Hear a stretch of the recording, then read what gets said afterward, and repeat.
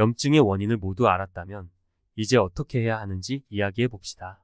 첫째, 가장 중요한 것은 충분한 비타민 D를 섭취하는 것입니다.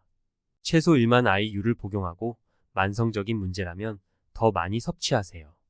2만, 3만 심지어 4만 IU를 복용합니다. 독성이 걱정되시면 관련된 정보를 잘 찾아보시면 이해가 되실 겁니다. 향후 이에 대한 영상도 만들어서 올리도록 하겠습니다. 비타민 D3를 섭취할 때마다 동시에 K2도 필요합니다. 특히 비타민 K2는 동맥에 칼슘이 축적되는 것을 방지하기 때문에 정기적으로 복용하는 경우에는 더욱 그렇습니다. K2는 혈액과 관절에서 칼슘을 다시 뼈로 이동시킵니다. 칼슘이 동맥에 축적되기 때문에 고칼슘혈증인 비타민 D 독성의 부작용에 대해 우려하고 있다면 어떻게 될까요? K2가 처리하여 과잉 칼슘으로부터 당신을 보호한다는 것을 이해하셔야 합니다. 그들은 둘 다 함께 일합니다. 따라서 그 비율은 K2mg이 아니라 100마이크로그램에 대한 비타민 D3 1만 국제 단위라는 것을 인식하십시오. 그래서 비율입니다. 따라서 D3를 2만으로 올리면 200마이크로그램의 K2가 필요합니다. 두 번째로 환경 알레르기나 음식 알레르기처럼 알레르기를 유발하는 것들을 피하는 것이 정말 중요합니다. 그러나 일반적으로 알레르기에 대해 정말 흥미로운 점은 정기적인 장기간 단식을 통해 알레르기를 제거할 수 있다는 것입니다. 단식을 하면 면역 체계가 강화되기 때문입니다. 이에 대한 충분한 자료들이 많이 있습니다. 알레르기를 안고 살 필요는 없습니다. 세 번째, 만성 감염입니다. 이를 처리하는 가장 좋은 방법은 특히 앱스타인바 바이러스. 이것은 헤르페스 바이러스과의 바이러스들 중 사람을 감염시키는 9가지 바이러스 중에 하나이며 사람에게 가장 흔히 발견되는 바이러스 중 하나입니다. 체내에 상주하는 어떤 유형의 바이러스와 같은 경우 면역 체계에 좋은 일반 비타민 D와 일반 비타민 C를 섭취하는 것입니다. 비타민 C는 합성이 아닌 식품 형태를 섭취하십시오.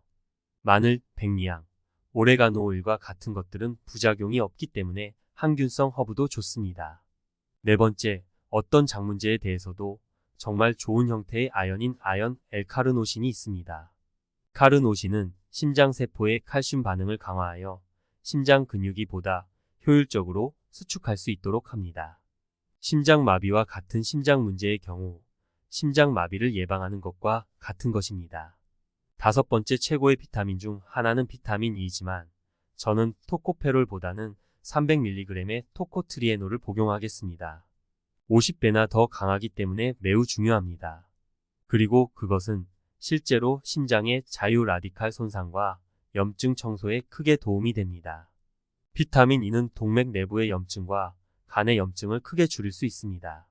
여섯 번째, 가장 중요한 것 중에 하나는 저탄수화물 간헐적 단식입니다. 이에 대한 영상은 아래 링크를 클릭하세요. 큰 도움이 되실 것입니다. 일곱 번째, 간헐적 단식과 주기적인 장기 단식을 하는 것입니다. 그래야 염증이 가라앉습니다. 또한 규칙적인 양의 비타민 D를 섭취하세요. 그리고 강황, 커큐민은 염증을 줄이는데 매우 좋은 천연 화합물입니다. 또 다른 하나는 서양 쐐기풀 뿌리와 같이 염증에 사용할 수 있는 약초가 있습니다. 여덟 번째, 신체의 우측 부분으로 염증이나 통증이 있다면 정제된 담즙염을 의심하세요. 그리고 담낭과 식이요법에 신경을 쓰셔야 합니다. 아홉 번째, 오메가3 지방산을 늘리고 오메가6 지방산을 줄이세요. 이 두 가지는 필수 지방산이지만 우리 몸에서 합성하지 못하므로 반드시 외부에서 섭취해야 하는 지방산입니다.